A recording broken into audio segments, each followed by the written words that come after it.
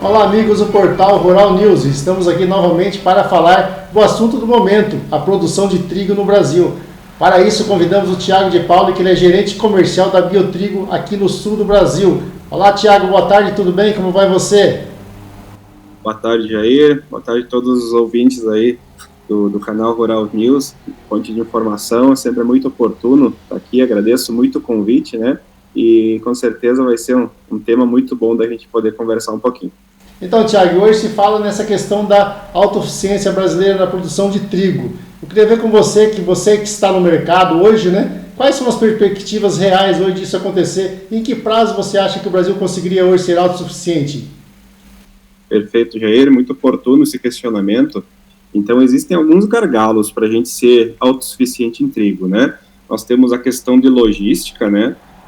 Então, área, teríamos disponibilidade hoje, né? Tanto o Rio Grande do Sul, que tem um potencial enorme, Santa Catarina, Paraná, que são os principais países, estados produtores, assim como as regiões de cerrado, né? Que a gente vem ampliando bastante, Minas, São Paulo, Goiás, né? Já são mais tradicionais, né, no trigo, né, tem muito potencial de aumento de produtividade, expansão de área com a cultura do trigo, né, porém, a questão logística, ela tem um impacto bem importante, né, porque a gente precisa escoar esse trigo, né, e outro ponto também, pós-logística, né, é que o moinho, por exemplo, que é o nosso principal o utilizador, né, vamos dizer assim, o nosso principal comprador de grãos de trigo aí para moagem, né, ele compra para o ano todo, tá? Então, ou seja, ele faz várias compras durante o ano para se abastecer.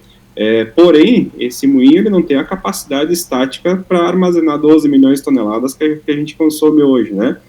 E a gente tem uma cultura que vem logo na sequência, que é a cultura do milho e da soja, né? Então, ou seja, a gente colhe o trigo, por exemplo, do Rio Grande do Sul, Santa Catarina, parte do Paraná, aí dentro dos meses de outubro, novembro, e no mês de janeiro a gente já tem o milho safra chegando, né, e logo para frente aí também em fevereiro a gente já tem soja chegando, então, ou seja, nós não temos capacidade estática de armazenagem para todo esse grão, então por isso que é bem complicado da gente ter, porém havendo políticas públicas, incentivo a crédito para a gente ter armazenagem estática, eu vejo que a gente consegue ir aumentando, esticando esse elástico, né, de capacidade de armazenamento, que é um dos grandes gargalos que a gente tem.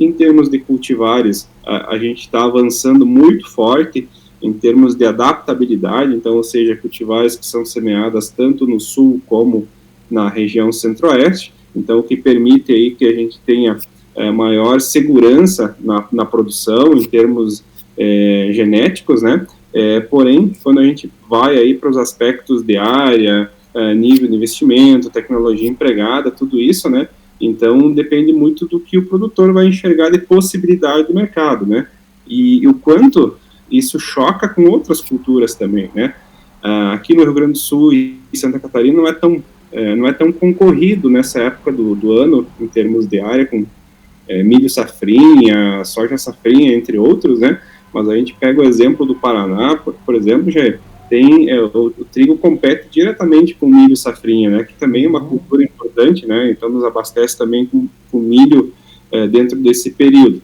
Então a gente tem todas essas questões, né, esses detalhes aí que precisam ser trabalhados em termos de políticas públicas, em termos de infraestrutura, né, e também em termos de competição. O trigo estando nos patamares de hoje, né, chegando aí a 100, 110, até 120 reais aí a saca, 60 quilos, né, então deixa o trigo muito competitivo, né, porém a gente sabe que são patamares aí que a gente nunca alcançou, né, então pelo menos desde quase 10 anos aí que eu trabalho com a cultura do trigo, são patamares nunca vistos, né, então a gente se pergunta, né, até quando que vai ter essa alta, né, de preço, essa estabilidade de preço que a gente vive hoje, né, claro que a gente tem a contrapartida do aumento dos insumos também, né, então que deixa o produtor muito mais apreensivo em termos de quanto ele vai semear, que nível de tecnologia ele vai utilizar, mas eu vejo sim que dentro de um longo espaço de tempo, num planejamento mais a longo prazo, eu vejo que a gente tem possibilidades de alcançar a autossuficiência, né, Então, essas políticas público-privadas, né, que a gente diz, né, então, como citei, principalmente quando a gente fala em logística, escoamento e principalmente capacidade de armazenagem, aí são fundamentais aí para que a gente possa um dia chegar nessa autossuficiência na produção nacional de trigo. Uhum. E nós vemos aí também a questão de mentalidade, né, Tiago? Hoje o produtor ele planta soja, ele planta milho e, se der, ele planta trigo, né? Não existe uma mentalidade hoje do produtor brasileiro de colocar no seu calendário ali o plantio de trigo, né? Ele analisa ano a ano se ele vai ou não plantar trigo, né? O que seria preciso para mudar essa mentalidade do produtor? Ótima pergunta, Jair. Realmente, né, hoje o produtor está muito habituado que a cultura de verão ela consiga, vamos dizer assim, sustentar economicamente a sua propriedade durante todo o ano, né? Porém, tanto falando de forma financeira como falando dos aspectos agronômicos, né, a gente sabe que a gente não pode ter um ano agrícola dependendo somente de uma entrada por ano, falando em recurso, né? Uhum. Então, a gente precisa trabalhar o inverno, né? Para que a gente possa ter um campeonato de 2 turnos, vamos dizer assim, né? Uhum. Então, que a gente possa ter a diluição daqueles riscos, daqueles custos fixos da propriedade, né? Então, que vão lá, maquinário, custo da terra, infraestrutura utilizada, tudo mais, né? Que isso seja diluído por mais culturas durante o ano. Então, não somente o trigo no inverno, mas outras culturas também que são possíveis. Então, aveias, cevada, enfim, né? Tem outras possibilidades que aqui no sul do Brasil a gente pode trabalhar nesse período que contribuem para trazer mais renda ao produtor dentro do período de inverno. Então, hoje, né, posso dizer que é praticamente um crime, né? A gente ver áreas em pousio, né?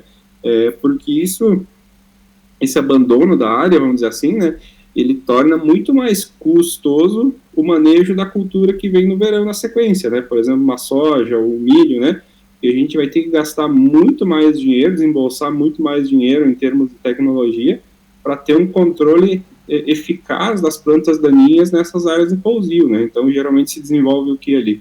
Aquelas plantas daninhas que são extremamente problemáticas no controle, ou seja, são meio que resistentes a tudo que é herbicida.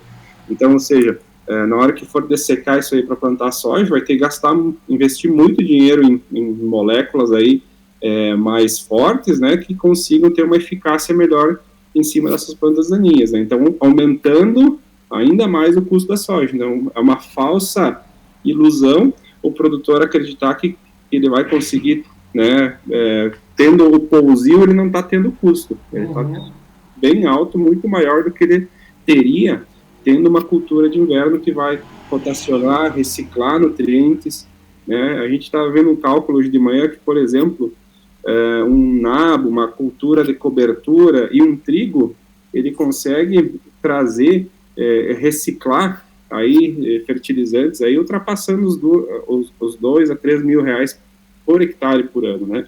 Então, por essa reciclagem, ou seja, a quantidade a menos de fertilizante que ele vai ter que pôr ali. Então, porque ele vai reaproveitar esses nutrientes que estão no solo pelas culturas, né? Então, vamos dizer assim, a agronomia bem feita, a agronomia bem praticada, né? Então, vai contribuir para que ele tenha um custo mais equilibrado, né? E principalmente com essas culturas durante todo o ano, o solo coberto todo ano, ele vai começar a aumentar muito a sua rentabilidade em cima disso, né? Então, é bem importante que ele tenha mais opções e dilua esses riscos todos aí que tem na atividade. Uhum. E essa cobertura e esse plantio do trigo também, né, Tiago, ele ajuda aí para o produtor que vai plantar soja depois, né? Exatamente, né? O que eu citei, Jair, ali da questão das plantas daninhas, né? Ele vai colher esse trigo, essa área vai estar praticamente pronta para estabelecer a cultura da soja na sequência, né?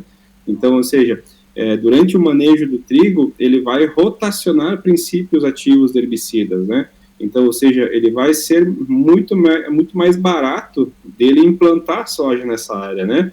Sem contar a questão de fertilidade que fica da cultura do trigo para a cultura da soja.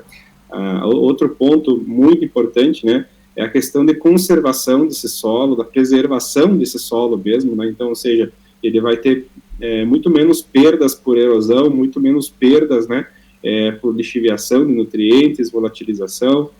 A palha do trigo que fica aí, ela funciona como uma pele desse solo, né? Então, protegendo do impacto da gota da chuva, não remover partículas de solo e com essa carona aí, remover fertilidade, né? E também essa proteção contra a emergência das plantas daninhas, né? Então, é uma ferramenta muito importante. Então, a gente ganha dinheiro não só com a colheita do trigo, né? Mas também com a palhada que fica e principalmente na colheita da soja na sequência, né? Muito bem, Thiago. Eu acho altamente relevante esse tipo de informação, porque hoje o produtor ele precisa aplicar tecnologias, né, Thiago? Às vezes ele está tão concentrado em fazer o plantio, em se preocupar com a safra de verão, que ele não vê as possibilidades aí de economia, ainda mais nessa questão de defensivos, né, de adubos hoje. Estamos com esse problema aí de importação de defensivos. A economia que ele pode ter com uma boa cobertura e com a escolha de uma safra aí de inverno que ajude também na safra de verão, né? Que dê ajude na fertilidade da terra. E isso ele vai encontrar através da aplicação dessas tecnologias aí que vocês têm acesso hoje, né? Que você tem esse tipo de informação para passar ao produtor rural, né? Com certeza, Rê. Hoje a agronomia é bem aplicada, né? O uso do calcário, dos corretivos, né? A gente sabe que se um solo ele pode estar com níveis de fertilidade bastante elevados e ele tiver com pH baixo, muitos desses nutrientes estão indisponíveis, né? Então, o que seria o uso racional dessa fertilidade, né? Fazer o bom uso do calcário, né? Para que disponibilize na solução de solo esses nutrientes, né? A questão também, que é bem importante, né? A gente utilizar vamos dizer assim, o conceito da racionalização, né, do uso, nem sempre é diminuir, então, ou seja, mas sim colocar o que precisa, quando precisa, né, a questão de cultivar também, né, você pegar uma cultivar bem posicionada, sentar com assistente técnico e colocar esse cultivar na melhor época para aquela região, dentro de uma população adequada, utilizando um bom tratamento de semente, uma semente com boa germinação, bom vigor, de procedência, né? Esses são pequenos detalhes que fazem toda a diferença lá no final, né? Então, aquela lavoura que começa bem, dificilmente ela vai terminar mal. Agora, uma lavoura que começou mal, a probabilidade dela terminar mal é muito grande. Então, esses são pontos, assim, que caem dentro daquela agronomia básica, né? Então, semear no limpo, utilizar corretivo de pH, de acidez, né? Então, tudo isso, população adequada, cultivar certa na época certa, bom manejo de controle de doenças, né? O monitoramento, então, vai ser o ano, assim, que mais vai ter valor o monitoramento, de você ir na lavoura, identificar a praga que tem, identificar a doença que tem, entrar com o produto correto para aquele problema que você está tendo ali, né, na dose correta. Então, tudo isso vai trazer o quê? Vai conseguir melhorar a rentabilidade. E aí sim a gente vai estar fazendo agricultura de precisão, velho. Mais do que nunca, o agricultor tem que buscar a tecnologia e a informação para o uso racional da sua terra, né? Exatamente, né? Já dizia nosso sábio Dirceu Gassen, né? Que é o rendimento, né? Ele é proporcional ao conhecimento que a gente usa por hectare. Né? Então, a gente tem que buscar com quem sabe, buscar informação. Hoje está tão fácil o acesso à informação, né? E muitas vezes a gente acaba não usando, mas utilizar as informações que a gente tem disponíveis aí para ter o melhor resultado dentro da nossa propriedade. E com isso a gente consegue trazer resultados financeiros bem interessantes também. Maravilha, então, Thiago. Nós agradecemos a sua participação aí, agradecemos a Biotrigo Genética também por estar aí à frente das novas tecnologias, né? Sempre buscando aí levar novas variedades, levar novas técnicas de manejo aí para o produtor rural que deseja investir no trigo, né? Eu agradeço, Jair, muito obrigado pelo convite, com certeza, obrigado pela parceria, né? A todos aí que nos assistem agora aí no canal Rural News, é sempre uma honra estar com vocês e qualquer informação que a gente puder somar aí, a gente está sempre à disposição. Maravilha, então, Thiago, tudo de bom para você, boa semana de trabalho aí. Muito obrigado, boa semana para você também.